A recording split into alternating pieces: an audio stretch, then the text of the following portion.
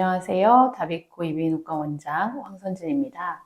저는 이비인후과 전문의를 취득한 후에 대학병원에서 근무했었는데요.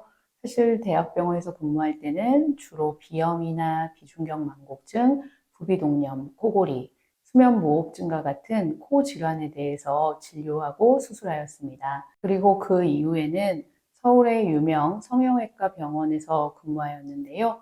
그때는 주로 미용 코성형 첫 수술, 재수술까지 폭넓고 다양하게 수술을 하였습니다. 그런데 제가 환자분들을 만나다 보니까 코 성형을 위해 내원하신 분들의 경우에는 현재 코 질환에 대한 치료가 필요함에도 불구하고 이를 같이 해결할 수 있다라는 사실을 잘 모르시거나 혹은 불가하다고 생각하시는 경우들이 종종 있었습니다. 그리고 그 반대의 경우에도 우리가 코 질환 수술을 원하시는 경우에 실제로 코 성형을 같이 진행할 수 있음에도 불구하고 그런 사실을 잘 모르거나 혹은 불가하다라고 생각하시는 경우가 있었는데요.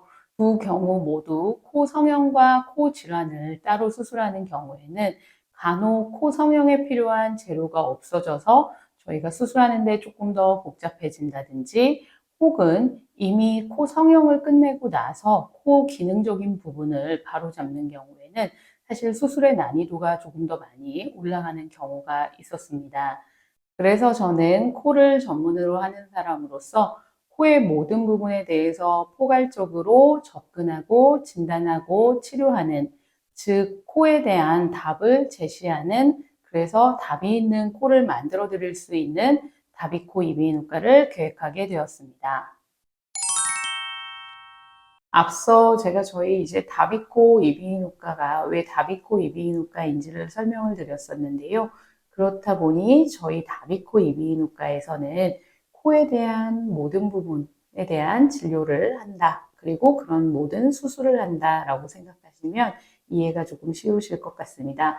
그래서 저희가 알레르기 비염이나 혈관 운동성 비염과 같은 각종 비염에 대한 진료를 하고 또 이에 따라서 만성비후성 비염과 같은 경우에는 수술을 진행하게 됩니다. 그리고 비중격 만곡증이 있는 경우에도 수술을 진행할 수가 있고요. 그 외에도 코골이나 수면무호흡증이 있는 경우에는 진단을 위해서 수면다운 검사를 진행하실 수가 있고 그 결과에 따라서 수술 혹은 양압기 치료를 받게 되실 수가 있습니다.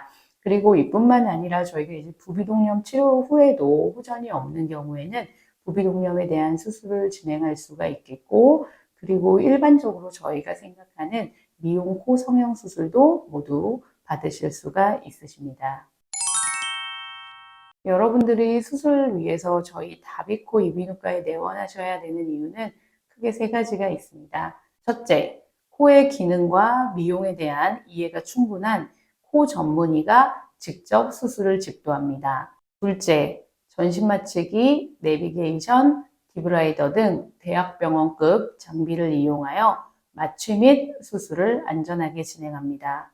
셋째, 안전을 최우선으로 하는 코 전문의가 진료, 수술, 경과까지 모두 직접 관리합니다.